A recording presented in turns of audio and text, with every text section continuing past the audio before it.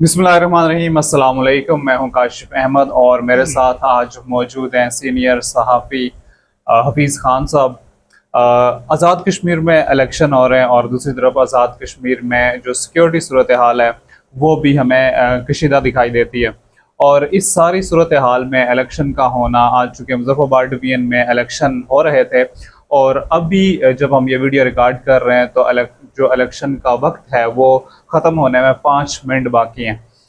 और चूँकि ये वक्त 5 बजे तक का था और फिर इलेक्शन कमीशन की जानिब से 1 घंटा इस वक्त को बढ़ाया गया।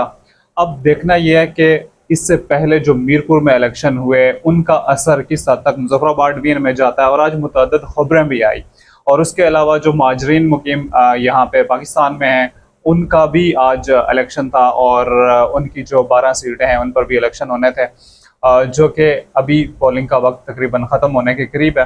और देखना यह है कि किस हद तक इन महाजरीन की सीटों पर वोट कास्ट हुए और किस जमात का पलड़ा भारी रहेगा। हफीज़ खान साहब मेरे साथ मौजूद हैं। तो सर, सबसे पहले बहुत शुक्रिया, आपने वक्त दिया। ये बताएं कि आज आपने क्या देखा, पिंडी में क्या सूरत हाल है, महाजरीन की जो नशिस्तें हैं उसकी क्या सूरत हाल है, और जो मुज़फ़्फ़राबाद डिवीज़न में जो इलेक्शन है उसकी क्या सूरत हाल है। काशिफ साहब, बहुत शुक्रिया, आपने लब कुशाई का मौका दिया। देखिए, आज़ाद कश्मीर इलेक्शन का ये दूसरा मरहला जो है वो अपने अख्ताम को जा रहा है। जी। पहले मरहले में मीरपुर डिवीज़न में इलेक्शन हुए, उसका रिजल्ट आपके सामने है। वोट की जो पोजीशन थी, वो रेशो थी, वो भी आपके सामने है।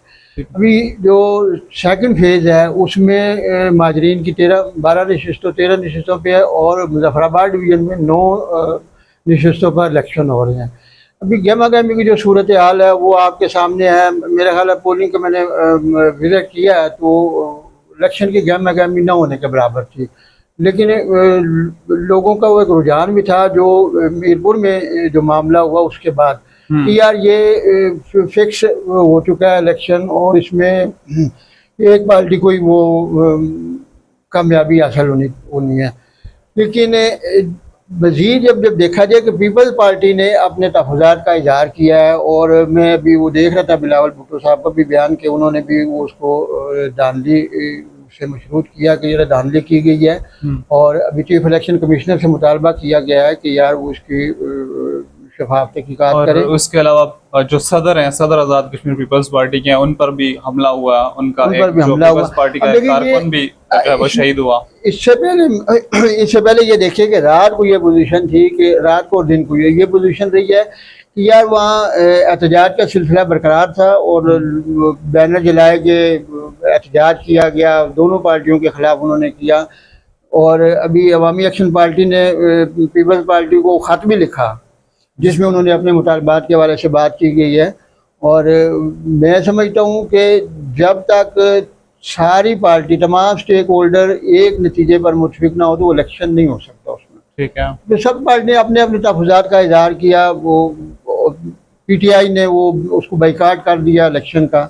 हाँ। तो अब देखिए, जब ये मामला हो तो फिर इलेक्शन कैसे होगा। फिर ये डिवीज़न किस उसमें की गई है यार, एक पहले इलेक्शन करवाए गए, फिर अब दूसरा फेज करवाया गया, तो फिर वो समझ लें कि वो उसमें क्या फ़र्क आएगा, रिजल्ट कैसे होगा, वो मैनेज किया गया होगा या जो इन लोगों के तहफ़्फ़ुज़ात भी सामने आते रहे इस हवाले से। अभी जो नशिस्तें हैं मुज़फ़्फ़राबाद डिवीज़न की 11 नशिस्तें हैं, उनमें से आज ये इतलात हैं कि जो दो हल्के हैं वहाँ पर जो अमला है वो नहीं पहुँच सका।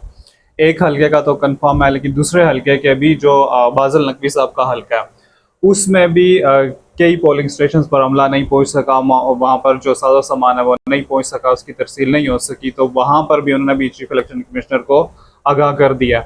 अब आपको क्या लगता है कि कितनी सीटें हैं जहाँ पर इलेक्शन पुरअमन हो पाएगा, और अगर हो पाएगा तो कौन सी जमात आगे जाएगी? अभी आपने बात की है कि अमला नहीं पहुंच सका, तो मेरा ख्याल है कि इलेक्शन कमीशन ने वो एक सीट पे इलेक्शन मुलतवी किया है, वो जो खबरें आ रही हैं वो 4 अगस्त को। हाँ, तो बाकी दिन को भी यही, शाम को भी यही कल की पोजीशन यही थी कि अमला नहीं पहुंचा, सामान भी नहीं, मतलब उसकी तफसील हो सकी। तो यहाँ जो माजरीन की सीटों पे है, यहाँ मुकाबला बहुत सख्त है। देखिए, पीपल्स पार्टी के उम्मीदवार भी हैं, मुस्लिम लीग नून के उम्मीदवार हैं। अब यहाँ राजा सिद्दीक के मुकाबले में वो जो अब्दुल खबीर खतीब साहब हैं मुस्लिम कॉन्फ्रेंस के, और पीपल्स पार्टी के उम्मीदवार फ़खर साहब हैं, इनके दरमियान भी बड़ा सख्त मुकाबला है। जो दूसरा हल्का है जावेद भट्ट वाला है। जावेद भट्ट का और दूसरे यासीन लोन साहब का भी बड़ा टफ मुकाबला हो रहा है। रज़ा कादरी और जो अब्दुल सलाम भट्ट के बेटे हैं राशिद सलाम भट्ट, उनके दरमियान भी बड़ा सख्त मुकाबला है। बाकी एरिया में भी ऐसे है। इसी तरह मुजफ्फराबाद में भी इलेक्शन बड़ा टफ पोजीशन पे जा रहा है और मेरा ख्याल है कि ये 50-50 चांसेस हैं कि यार किया जाए। जहरी बात है, जब पोलिंग की रेशो नहीं होगी, वोट कास्ट नहीं होंगे, तो कैसे आप उसको नतायज को टर्नआउट बहुत कम होगा, कम रहा होगा। तो इसलिए अभी कहना कुछ भी नहीं, लेकिन मेरे हिसाब से जो हालात नज़र आ रहे हैं उसमें मखलूत हुकूमत के चांसेस बहुत नज़र आ रहे हैं। जहरी बात है कि एक पार्टी को अक्सरियत तो उस तरीके से नहीं हो सकती, लेकिन दूसरी पार्टी को करे। अब देखिए IPP का भी बड़ा अहम उसमें वो रोल अब कर दिया गया है। जहरी बात है, जो पार्टी से अलहदा हुए वो दूसरी पार्टी में, इस्तेकाम पार्टी में चले गए। सरदार तनवीर इलियास हैं, उनमें भी जहरी बात है जिन लोगों ने उसको मैदान में उतारा है पार्टी को, तो उसको भी सीटें देंगे। अब यहाँ पे वो ताहिर खोखर साहब है, उनका भी मुकाबला है। वहाँ दूसरे जो हमजा है उसका भी मुकाबले में आएंगे। लेकिन जो मेजर है ना, मुस्लिम कॉन्फ्रेंस होगी, पीपल्स पार्टी होगी और ये जो मुस्लिम लीग नून है, मुकाबला तो इनके दरमियान है, वो होगा। अब जरिए जो पहले फेज़ में एक इलेक्शन हुआ, उसमें एक पार्टी को सीटें मिल गई, तो फिर दूसरा इलेक्शन भी वो जेन में होगा कि यार अब जब पहले उस तरह हुआ तो सेकंड फेज़ में भी यही नतीजे होंगे। ठीक है। अच्छा, अब पहले फेज़ का इलेक्शन हुआ, अभी अब दूसरे फेज़ का इलेक्शन है, तो आपको क्या लगता है कि जो तीसरी डिवीजन है जहाँ पे इलेक्शन 10 तारीख को रखे गए हैं, अगर वहाँ पे इलेक्शन मज़ीद हालात की ख़राबी की वजह से नहीं हो सकते, तो ये 2 डिवीजन्स का मिला के ये अंदाज़ा लग जाएगा कि कौन सी जो पार्टी है वो हुकूमत बनाने जा रही है? हाँ, ये आप कह सकते हैं, लेकिन अभी कहना कुछ भी नहीं है, क्योंकि यहाँ एक जब गिलगित बल्तिस्तान का इलेक्शन हुआ तो उस वक्त यही क्या सराहियाँ थी कि यार पीपल्स पार्टी को वहाँ हुकूमत देंगे और वहाँ उसकी अक्सरियत होगी। उसके बाद जो है यहाँ कश्मीर में नून लीग के साथ उन्होंने जो उनको इशारा मिला है कि यार आप हुकूमत बनाएंगे, तो इस तरह तो फिर ये देखिए मुमकिन है कि यहाँ फिर नून की हुकूमत ही बन जाए। लेकिन अभी जो मामला चल रहे हैं उसमें हो सकता है कोई सरप्राइज हो जाए, कोई सरप्राइज हो सकता है, कोई अपसेट हो सकता है। बिल्कुल ठीक है। चलें जी, अभी देखते हैं क्या सूरत हाल बनती है और इलेक्शन को लेकर मज़ीद क्या कुछ अपडेट, क्योंकि अभी तक जो गिनती का अमल है वो शुरू नहीं हुआ।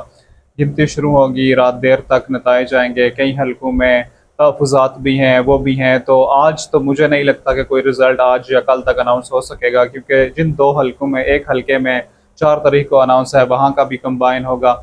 इसी तरह से उसके अलावा भी जो बाकी हलके में उनमें भी काफ़ी जगह पे जो तहफ़्फ़ुज़ात हैं, इलेक्शन कमीशन को एप्लीकेशन भी मौसूल हो चुकी हैं, तो उन पर भी होने के बाद ही ये रिज़ल्ट कंबाइन होगा।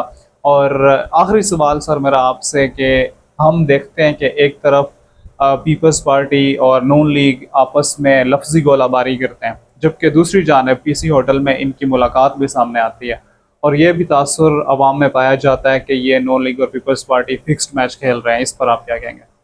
नहीं, आपकी बात सही है। मैं परसों ये चीज़ देख रहा था कि एक होटल में इनकी मुलाकात हुई है, इनकी क़यादत की, तो वो बिल्कुल आपस में बिल्कुल ठीक थे। कोई ऐसा मामला नहीं था कि उसमें हो यार कि ये हम दोनों मुखालिफ पार्टी हैं। तो लफ्ज़ी गोलाबारी तो जारी रहती है, वो तो जारी रहेगी, चाहे वो हुकूमत में हो चाहे अपोजिशन में हो। तो उन्होंने तो अपना वो मामला करना, ज़ाहिर बात है कि पार्टी की ज़रूरत भी होती है। अब ये इलेक्शन है तो इलेक्शन में तो गहमा गहमी और टेम्पो बनाने के लिए तुष्टा के मामला होते हैं, तो उसमें कोई भी नहीं। पीछे देखा आपने कि मियाँ साहब ने भी जलसे से खिताब किया, फिर वो बिलावल भुट्टो ने किया, फिर दोनों पार्टियां आमने सामने हो गई, तो उसके बाद वही मामला चल रहे हैं। कोई इशू नहीं है, ऐसे किसी को परेशान होने की जरूरत नहीं है। सेम आज भी ऐसे ही हमने देखा, राना सनाउल्लाह भी एक तरफ प्रेस कॉन्फ्रेंस कर रहे हैं, फिर उनके जवाब में कमर ज़मान साहब जो है वो भी कर रहे हैं प्रेस कॉन्फ्रेंस। आज भी ये सिलसिला इसी तरह ही चलता रहा और जो प्राइम मिनिस्टर हैं आज़ाद कश्मीर के, उन्होंने भी बाकायदा तौर पर ट्वीट किया कि मुस्लिम लीग नून के गुंडों ने आके हमारे लोगों को मारा है। एक जो शख्स था उनका रज़ाकार वो भी शहीद हो गया। तो अब इलेक्शन है, दूसरी तरफ स्टेट की जो सूरत हाल है वो सबके सामने है। हम देखते हैं कि हम उम्मीद ये करते हैं कि जो सारा हालात हैं वो किसी न किसी तरह, किसी न किसी मीडिएशन के तहत पुरअमन हल की तरफ ज़रूर जाएं। और ये जो इलेक्शन है, गो के ये एक ऐसे इलेक्शन है जो एक ऐसे वक्त में हो रहे हैं जब स्टेट में इलेक्शन की सूरत हाल बिल्कुल नहीं है। मैं यहाँ एक बात करना चाहूँगा कि यार इलेक्शन को इलेक्शन बनाए, सिलेक्शन ना बनाए। जी हाँ, आवाम को हक़ राय इस्तेमाल करने दें ताकि उनके जो मसाइल हैं वो हल हो सके। बुनियादी चीज़ तो मसाइल है ना जो जिनको हल करने के लिए नुमाइंदे ऐवान में भेजे जाते हैं। बिल्कुल। तो जब सिलेक्शन होगी तो फिर कौन मामलात हल करेगा, कौन ही। मसाइल को हल करेगा? कोई भी नहीं करेगा। ऐसा ही है, बिल्कुल। ये अवाम का हक है तो उनको हक ये देना चाहिए। चलें, ठीक है जनाब, आपका बहुत शुक्रिया। मज़ीद इंशाल्लाह जो इस इलेक्शन के रिज़ल्ट पर अपडेट्स होंगी वो आपके साथ शेयर करते रहेंगे। अभी तक के लिए इतना ही। अल्लाह ने के बाद।